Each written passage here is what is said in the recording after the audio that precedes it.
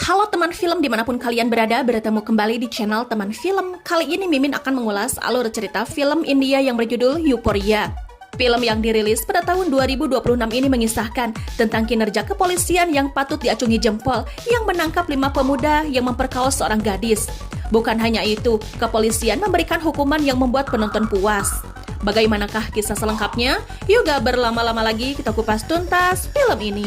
Oke guys, kita langsung saja ke alur ceritanya.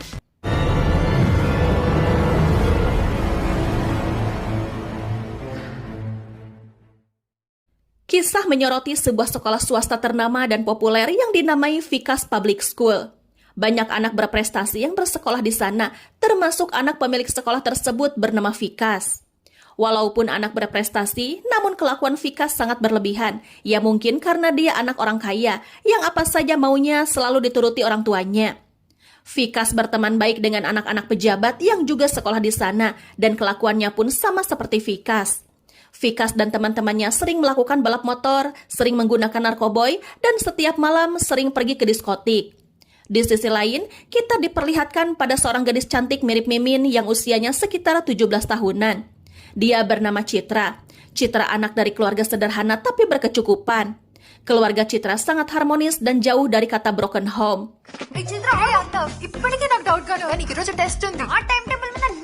Kala itu, Citra dihubungi oleh temannya yang bernama Depti. Depti mengajak Citra pergi ke pesta di sebuah klub sebagai perayaan kelulusan SMA-nya. Awalnya Citra menolak, namun Depti meminta orang tua Citra untuk memaksa Citra ikut, karena pestanya dilangsungkan jam 1 siang sampai jam 6 sore. Dia berjanji pesta ini tak ada asap rokok ataupun minuman beralkohol. Mendengar itu, orang tua Citra pun memberi pengertian kalau Citra takkan bisa mengulang kesenangan saat-saat remajanya di masa mendatang. Singkat cerita, Citra dan Depti bertemu di pesta tersebut, yang ternyata di sana juga ada Vikas dan teman-temannya. Vikas so akrab pada Citra dan memperkenalkan dirinya bersama teman-temannya. Vikas pun mengajak Citra dan Depti menari. Suasana terasa asik, apalagi untuk para remaja seperti mereka. Singkat cerita, Depti dan Citra hendak pulang, namun Depti sudah dijemput sedangkan Citra masih menunggu ayahnya. Namun saat itu, Vikas mengajak Citra untuk membeli roti sebelum ayah Citra datang menjemputnya. Tanpa curiga, Citra bersedia menerima ajakan Vikas. Awalnya mereka terlihat baik-baik saja, sampai di mana mereka tiba di toko roti. Dan setelah membeli roti, Vikas beralasan kalau mobilnya mogok dan mengajak Citra menaiki mobil temannya. Namun di tengah perjalanan, Vikas mulai bertingkah kurang ajar, yang ternyata mereka sudah merencanakan untuk memperkaos Citra secara bergiliran. It's okay. Setelah puas, mereka mengantarkan Citra ke tempat penjemputan semula, dan tak lama ayahnya pun datang. Tak ada sepatah kata pun yang keluar dari mulut Citra, dan keluarganya pun menyangka jika Citra lelah.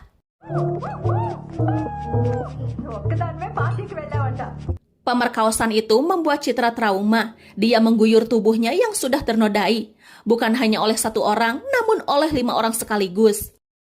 Beberapa hari Citra terus murung, dan suatu ketika Depti menghubunginya agar Citra segera membuka kiriman videonya yang dia dapat dari Instagram yang diunggah oleh para pemuda yang mereka temui di klub kemarin. Betapa terkejutnya Citra ketika melihat video tersebut, walaupun dalam video itu tak nampak wajahnya dan juga wajah para pemuda itu. Sementara Vikas memarahi temannya karena telah mengunggah video tersebut. Mereka pun kini panik dan memikirkan cara untuk terhindar dari masalah ini. Di sisi lain, Citra turun untuk makan bersama. Dia terus murung, namun keluarganya masih belum curiga. Mereka menganggap jika Citra sedang sakit. Ayahnya terkejut ketika Citra tak mau disentuh olehnya, begitupun oleh adiknya. Citra yang tak bisa menahan kesakitannya akhirnya menceritakan kejadian naas itu. Betapa hancurnya hati orang tua Citra ketika mengetahui anak gadisnya mendapatkan perlakuan bejat oleh para pemuda biadab itu. Yang akhirnya, mereka pun melaporkannya kepada polisi. Berbeda dengan polisi-polisi lainnya, polisi di film ini sangat patut diacungi jempol karena cepat tanggap menangani laporan masyarakat. Namun karena Citra terlihat mengalami trauma dan gelagapan saat menjelaskan, polisi menyarankan agar mereka pergi ke psikiater. Singkat cerita, Citra dan keluarganya sampai di sana. Mengetahui Citra trauma setelah mengalami pemerkosaan, mereka dengan sabar menunggu Citra agar mau bercerita. Yang akhirnya Citra pun menceritakan semuanya. Citra kemudian dilakukan visum untuk memperkuat laporannya. Sedangkan di tempat lain, kepolisian memeriksa CCTV area klub dan mereka menemukan mobil yang menjemput Citra. Tak hanya itu, CCTV toko roti pun menunjukkan bahwa Citra dibawa 5 pemuda menaiki sebuah mobil pejabat. Yang akhirnya kepolisian menemukan identitas para pelaku dan segera menciduk mereka di masing-masing tempat persembunyiannya. Dan inilah Inspektur Jaidep yang memimpin menangani kasus ini. Dia tak kenal takut asalkan itu di jalan kebenaran. Kepolisian pun melakukan jumpa pers terkait penangkapan 5 pemuda yang diketahui anak-anak orang berpengaruh. Yang pada saat itu, wartawan segera meminta agar Jaidep merilis nama-nama para tersangka.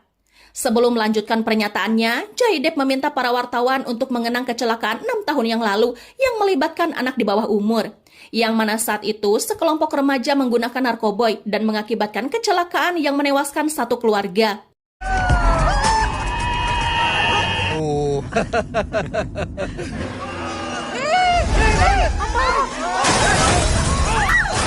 Salah satu wartawan mengatakan bahwa dia pun ingat, namun seiring berjalannya waktu, berita itu tenggelam. Kemudian Jaidep memperlihatkan seorang narapidana. Para wartawan terkejut karena itu adalah psikopat Sahil yang telah melakukan banyak pembunuhan kejam. Jaidep mengatakan bahwa Sahil adalah salah satu pelaku penyebab kecelakaan 6 tahun yang lalu. Yang mana setelah bebas dari penjara, masyarakat mencapnya sebagai pembunuh satu keluarga.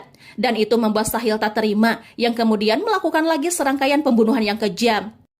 Dan dalam 3 bulan terakhir, Sahil melakukan pembunuhan sebanyak 4 kali dan dipenjara seumur hidup. Kasus sekarang dan kasus Sahil ada kesamaan, yang mana remaja saat ini bebas mengkonsumsi narkoboy yang membuat mereka tak sadar apa akibatnya. Bahkan mereka berani melakukan pemerkosaan terhadap gadis di bawah umur akibat penyalahgunaan narkoboy dan barang haram lainnya. Menurut Jaidep, yang harus bertanggung jawab adalah orang tua mereka sendiri karena lalai dalam mendidik anak-anaknya. Dan inilah akar dari kasus-kasus kriminal yang dilakukan anak di bawah umur. Bahkan atas nama kasih sayang, mereka difasilitasi semua keinginannya oleh orang tua mereka, sehingga anak-anak sepantaran itu merasa di atas angin dan melakukan apa saja yang mereka mau. Dan karena aturan negara, anak di bawah umur tidak boleh diekspos, maka Jaidep akan merilis nama-nama orang tuanya sebagai pelajaran bahwa mereka kurang mendidik ke arah yang baik dan juga pemantauan yang lalai. Hal itu membuat para wartawan terkejut. Mereka menanyakan apakah Jaidep yakin akan merilis nama orang tua para pelaku. Secara menurut kabar yang beredar, mereka adalah anak para pejabat. Tanpa basa-basi, Jaidep pun merilis 5 orang tua para pelaku. Salah satunya kepala sekolah sekaligus pemilik sekolah Vikas Public School, yaitu Vindia Pemulavali yang merupakan ibu dari Vikas. Dulu, Vindia pernah memimpin demo untuk menghukum para pelaku penyebab kecelakaan 6 tahun yang lalu itu dengan meminta hukuman yang sangat berat. Dan Jaidep ingin tahu apa yang akan Vindia lakukan ketika sekarang anaknya mengalami kasus bejat seperti ini. Di tempat lain, semua orang tua para pelaku memikirkan cara bagaimana menyelamatkan anak-anak mereka dari kasus ini. Terlebih kasus ini telah membuat nama baik mereka tercoreng. Sementara itu, Vindia memilih untuk mengundurkan diri menjadi kepala sekolah. Dia menyerahkan kewenangan sekolah pada yang lainnya. Anak-anak didik di Vikas Public School mengejek Vindia yang selalu ketat dalam aturan dan menghukum siswa yang melakukan kesalahan. Namun kini anaknya tersandung kasus pemerkosaan. Ketika sampai di rumah, Vindia dan suaminya yaitu Vivek bersitegang karena Vindia mengundurkan diri dari kepala sekolah. Seolah-olah Vindia mengakui bahwa anaknya melakukan kesalahan, padahal tuduhan ini belum terbukti. Namun Vindia menyatakan bahwa bukti apa lagi yang harus mereka butuhkan. Karena pada dasarnya, Vikas seperti ini adalah didikan Vivek yang selalu memanjakannya, sehingga anak mereka tak takut melakukan apapun karena berpikir orang tuanya pasti akan membelanya. Karena kasus ini, orang tua pelaku yang merupakan menteri dan anggota dewan diberhentikan yang membuat mereka semakin kacau. Vivek bersikeras ingin membebaskan Vikas dan teman-temannya dengan menghubungi pengacara handal berapapun biayanya. Terlihat, Jaidep menemui para pelaku. Diketahui mereka tidak diberi makan selama 2 hari sebagai tekanan agar mereka mengakui perbuatannya. Namun mereka tetap tutup mulut. Sehingga Jaidep memiliki ide untuk menyenangkan mereka dulu dengan menawarkan makanan. Mereka ingin makan biryani sultan yang harganya sangat mahal. Singkat cerita, makanan itu pun tiba. Jaidep memberikannya dulu kepada Vikas. Terlihat Vikas makan dengan lahap. Setelah habis, Jaidep menambahkan lagi porsi kedua dan porsi ketiga. Terlihat Vikas sudah kenyang, bahkan kemerkaan. Namun Jaidep masih menambahkan porsi keempat dan juga kelima yang membuat teman-temannya yang lapar kehilangan selera makannya. Vikas yang sudah tak sanggup lagi merasakan perutnya akan meledak dan dia pun pingsan seketika.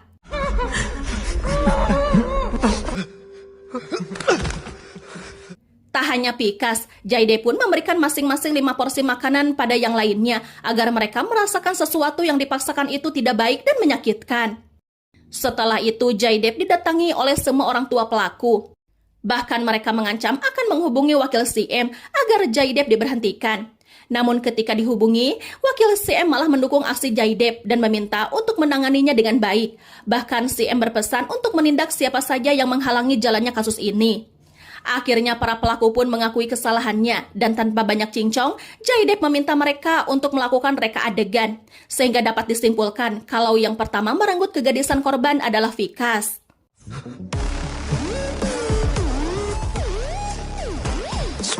Kemudian mereka dibawa untuk melakukan pemeriksaan alat vital. Satu persatu dari mereka masuk agar menunjukkan keperkasaannya. Namun karena tertekan, burung mereka tak mau berdiri, sehingga asisten dokter mengejek mereka dengan mengatakan bagaimana bisa mereka melakukan pemerkosaan, padahal tak ada satupun burung mereka yang bisa berdiri. Sehingga itu membuat Vikas merasa terhina dan berusaha mengakhiri hidupnya sendiri. Vindia dan Pipik sangat terguncang ketika nyawa Vikas berada di ujung tanduk. Namun ketika Vikas berhasil melewati masa kritisnya, Vindia menyatakan bahwa Vikas tak boleh mati dengan mudah. Karena korban yang Vikas perkaos saja masih bisa tegar dan mencari keadilan. Oleh karena itu, Vikas harus tetap hidup untuk mempertanggungjawabkan semua perbuatannya. Hal itu membuat kepolisian terkejut karena seorang ibu mampu bersikap bijak tanpa melibatkan perasaannya. Yang pada akhirnya sidang pun digelar secara tertutup karena pelaku dan korban masing-masing masih di bawah umur. Dengan berani, Citra menceritakan awal mula dia bertemu dengan Vikas dan teman-temannya sampai dia diperkaos oleh kelima setan itu. Citra menanyakan pada hakim apakah seorang gadis tidak boleh pergi ke klub dan apakah seorang gadis tidak boleh bergaul dengan laki-laki. Sehingga pertemanan antara anak laki-laki dengan anak perempuan hanya memanfaatkan fisiknya saja. Jika begini, para gadis akan trauma berteman dengan anak laki-laki. Pengacara pembela menyatakan keberatannya di depan hakim. Karena dilihat dari CCTV, Citra tidak mendapatkan paksaan ikut dengan Vikas dan teman-temannya. Dan sepertinya Citra memperbolehkan mereka untuk melakukannya. Dan masalah gigitan di lehernya mungkin itu hanyalah main-main saja. Tentu saja jaksa penuntut marah karena satu orang pun yang melakukannya tetap dianggap melanggar hukum. Apalagi ini 5 orang, Bagong. Pengacara pembela pun mencela jika dalam kasus ini tidak ada bukti kuat yang memperlihatkan apakah mereka benar-benar pelakunya. Hakim yang geram menyatakan, walaupun itu dilakukan secara sukarela atau paksa, tetap saja jika anak di bawah umur melakukan hal itu dianggap melanggar hukum. Hakim meminta kepolisian untuk memberikan bukti selanjutnya agar para pelaku secepatnya diproses. Sidang pun ditunda sampai minggu depan. Keluarga para pelaku menyuruh seseorang untuk menyuap keluarga Citra dengan sejumlah uang yang banyak. Namun ayah dan ibu Citra menampilinya sambil mengatakan apakah dia akan menerima uang ini jika anak gadisnya yang diperkaos. Get out. Get out. Singkat cerita, sidang kedua pun digelar. Sampai saat ini, bukti pemerkosaan belum ditemukan yang membuat jaksa pembela merasa di atas angin dan meminta hakim untuk membebaskan para kliennya. Namun kepolisian datang di waktu yang tepat dengan membawa bukti laporan forensik dan juga sebuah rekaman video. Dan guys, seluruh mata di pengadilan menyaksikan kelakuan bejat Vikas dan teman-temannya.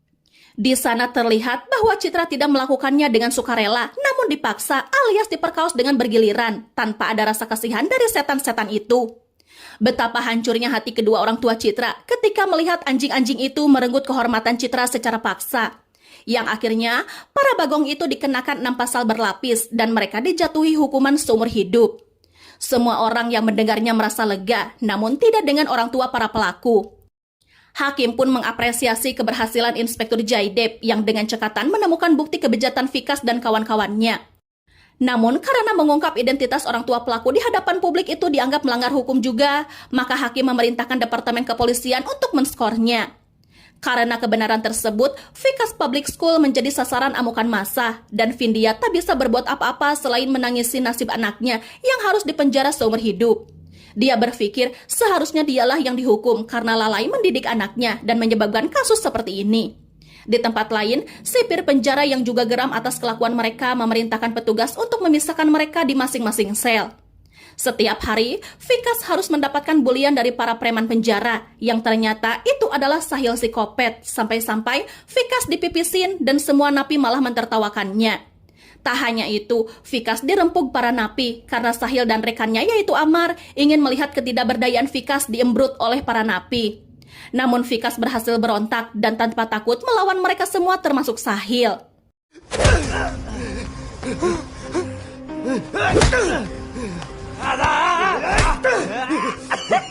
Sahil diamankan petugas, sementara kini Vikas menjadi sosok yang disegani karena berani melawan Sahil, dan Amar hanya menata Vikas untuk merencanakan sesuatu. 6 tahun pun berlalu, yang mana terlihat Vindhya mendatangi lapas tempat Vikas ditahan. Atas kerja kerasnya selama ini, akhirnya Vindhya mendapatkan kesempatan untuk membebaskan anaknya secara bersyarat selama 3 bulan lamanya. Itu dilakukan agar Vikas bisa menuntaskan pendidikannya setidaknya sampai dia mendapatkan ijazah. Karena hukumannya seumur hidup dan Vikas sudah menjalaninya 6 tahun penjara, maka Vikas akan bebas 11 tahunan lagi. Dan Vindhya ingin setelah nanti anaknya bebas, dia telah mendapatkan gelar. 6 tahun di penjara, Vikas menjadi sosok yang berbeda. Tak ada lagi manja pada ibunya, bahkan dia tak memiliki sopan santun pada ibu yang melahirkannya. Vindhya mengingat perkataan polisi jika Vikas sudah kehilangan rasa ingin belajarnya. Selama 6 tahun di penjara, Vikas tidak mau belajar yang diselenggarakan pihak lapas. Namun Vindhya tetap teguh dan yakin karena sebelum di penjara, Vikas adalah anak yang cerdas. Walaupun dinding penjara telah merubah sikap Vikas, namun tujuan Vindhya sebenarnya ingin Vikas menyesali perbuatannya dari dalam hatinya. ఎప్పటికైనా వీడిలో కనీసం Saat lampu merah, Vikas mencoba kabur. Vindhya yang menyadarinya segera mengejarnya, dan terlihat Vikas menghubungi Amar yang sudah duluan bebas dari penjara. Vikas pun dijamu oleh Amar dengan narkoboy, yang pada saat itu Vindhya masih mencari Vikas sambil menanyakan pada orang sekitar. Yang akhirnya, Vindhya menemukan Vikas yang sudah tak sadarkan diri akibat penggunaan narkoboy. Vikas Vikas Singkat cerita, Vindhya membawa Vikas pulang. Yang ternyata setelah Vikas di penjara, Vindhya dan Pipik yaitu ayah Vikas memutuskan untuk berpisah karena Vindhya selalu mawakarap sorangan yang ingin Vikas menjadi orang baik padahal jelas-jelas Vikas sudah berubah. Alih-alih mendengarkan Pipik, Vindhya malah mengusirnya. Penghuni komplek juga mengingatkan Pipik agar menjaga Vikas karena mereka tak mau jika Vikas kembali merenggut kehormatan para gadis. Namun Pipik yang geram anaknya direndahkan mempersilahkan mereka meninggalkan komplek ini dan siap membayar ganti rugi karena diketahui Pipik pemilik komplek ini. Sementara itu, Vindhya mengurus Vikas dengan telaten dan membiarkannya beristirahat di kasur yang empuk. Namun guys, kelakuan Vikas selalu di luar batas. Dia malah berani memasukkan teman wanitanya bernama Amruta ke kamar yang membuat Vindhya marah. Tak hanya itu, Vikas mengganggu pekerjaan ibunya yang sedang mengajar les di kediamannya. Dan tanpa ragu bermesraan dengan Amruta. Dia juga membakar buku di hadapan Vindhya, namun Vindhya membiarkannya. Dikala Vikas keluar rumah, Vindhya memeriksa barang-barang Vikas dan dia menemukan sesuatu seperti petunjuk, namun belum diketahui petunjuk apa itu. Vikas selalu berkumpul bersama Amar dan teman-temannya untuk menggunakan narkoboy.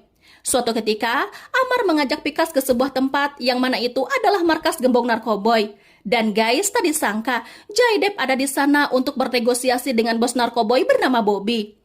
Yang ternyata itu adalah penyamaran untuk menangkap Bobby. Dan tanpa ragu dia menembak satu persatu anak buah Bobby yang membuat Vikas terkejut. Dan dia berkata kalau itu adalah komisaris Jaydev.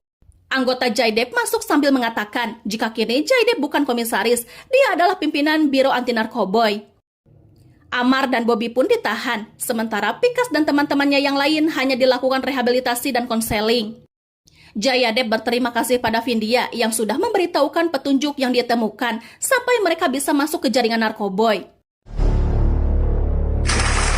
Sementara itu, Amar diinterogasi untuk mengatakan jaringan yang lainnya karena diketahui Amar telah dipenjara 2-3 kali karena kasus narkoboy. Namun sampai saat ini Amar tetap bungkam.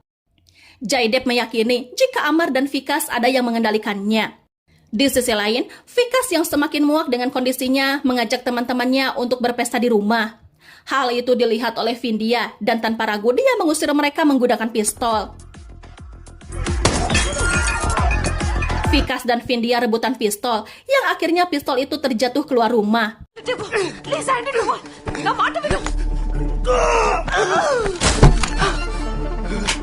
Vikas yang sudah tertutup pintu hatinya berani mencekik ibunya sendiri. Dengan sekuat tenaga, Vindya mendorongnya hingga Vikas terjatuh. Vindya juga melemparnya dengan botol. Dia menyesal memiliki anak seperti Vikas. Lebih baik dia mati daripada melihat Vikas menjadi bajingan seperti ini. Vindya yang putus asa meneguk botol minuman. Dia berpikir mungkin Vikas ingin memiliki ibu seperti ini. Dia mengusir Vikas untuk menjalani kehidupannya sendiri. Vikas pun pergi. Dia merasa hidupnya hancur dan berjalan tanpa arah tujuan.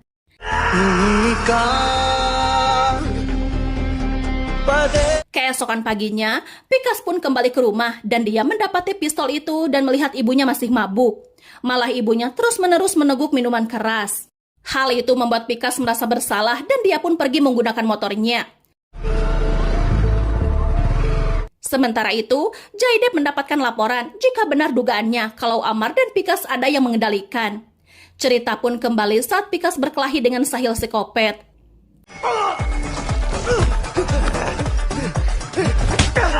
Vikas dengan sekuat tenaga melawan Sahil yang akhirnya mereka dipisahkan oleh petugas. Melihat keberanian Vikas, akhirnya Amar mau menjadi teman Vikas, yang ternyata Sahil dan Amar melakukan perdagangan narkoboy. Amar memberitahu Vikas jika Sahil memimpin perdagangan narkoboy atas perintah Jumani alias Bobby. Jika saja Amar dan Vikas berhasil melampauinya, maka mereka yang akan memimpin. Namun mereka harus bisa menjangkau Bobby. Dan setelah mereka dibebaskan, maka mereka harus menemui Bobby. Terlihat, Sahil marah ketika Vikas tumbuh menjadi saingannya. Terlebih, Vikaslah satu-satunya napi yang berani melawannya. Di sisi lain, Vindya masih meneguk minuman keras dan selalu sempoyongan di tengah jalan, sampai-sampai orang lain membicarakannya. Entah mengapa Vikas sedikit terbuka pintu hatinya dan mau mengurus ibunya. Yang ternyata, sebelumnya Vikas dan Amruta baru kehilangan temannya karena mabuk. Temannya tak sadar berjalan di rel kereta api dan kereta pun menyambarnya. Dari situlah Vikas sedikit menyadari bahwa minuman keras dan narkoboy dapat mencelakai diri seseorang.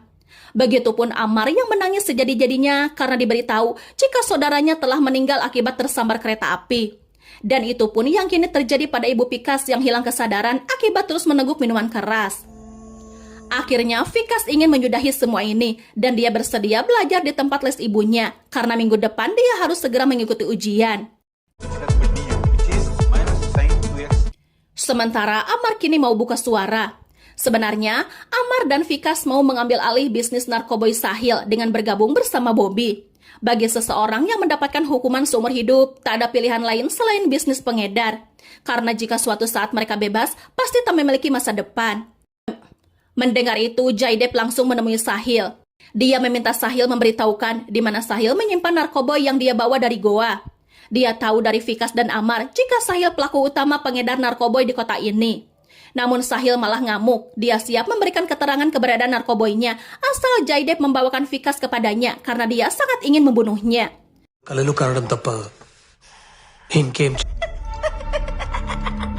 Sementara itu, Vikas yang sedang berkumpul bersama teman-temannya mendapatkan telepon dari ayahnya agar Vikas segera pulang karena besok adalah jadwal ujiannya. Namun sebelum pulang, Vikas bertemu dengan temannya yang ikut memperkaos Citra yang kini telah bebas bersyarat dengan jaminan seperti Vikas. Temannya memberitahukan jika setelah diselidiki ayahnya, dulu yang memberikan bukti rekaman pemerkosaan adalah ibu Vikas sendiri. Yang mana saat itu Vindya mendapati saluran airnya mampet dan ternyata ponsel Vikas penyebabnya. Vindya lalu menghubungi Jaidep, siapa tahu ponsel ini bermanfaat bagi kepolisian. Temannya menyalahkan ibu Vikas karena mereka jadi mendapatkan hukuman penjara seumur hidup. Namun Vikas mengakui jika mereka dihukum bukan karena ibunya, melainkan gara-gara Vikas yang mengajak mereka. Ibunya melakukan hal yang benar untuk menghukumnya atas perbuatannya. Vikas pun pergi dengan memendam amarah. Namun saat itu, dia dihadang seseorang sampai membuatnya terjatuh. Yang ternyata, itu adalah Sahil yang kabur dari penjara yang sangat ingin melenyapkan Vikas. Mereka pun adu banteng, sementara polisi juga mengejar Sahil. Jaidep menghubungi anggotanya agar tidak melibatkan Vikas karena besok jadwal ujiannya. Dia juga meminta agar Sahil tetap hidup karena mereka harus menghentikan peredaran narkoba yang dikendalikan oleh Sahil. Namun mereka kehilangan jejak Sahil yang ternyata Sahil menemui jaringannya untuk meminta data para pengedar dan kemana saja mereka akan mengedarkannya. Data itu dijadikan flash disk yang dijadikan kalung oleh Sahil. Sahil menyuruh mereka untuk segera meninggalkan tempat itu. Sir, Mereka pun meledakkan markasnya agar tak bisa melacak jaringannya. Terlihat, Sahil pergi dengan menggeleng kaki para tunawisma tanpa rasa kasihan. Beruntung, kepolisian berhasil menangkap anak buah Sahil dan melaporkannya pada Jaidep. Sahil masih kejar-kejaran dengan polisi, begitupun dengan Vikas. Namun dia heran mengapa polisi melewatinya. Dan guys, Sahil malah tertabrak truk dan tewas seketika.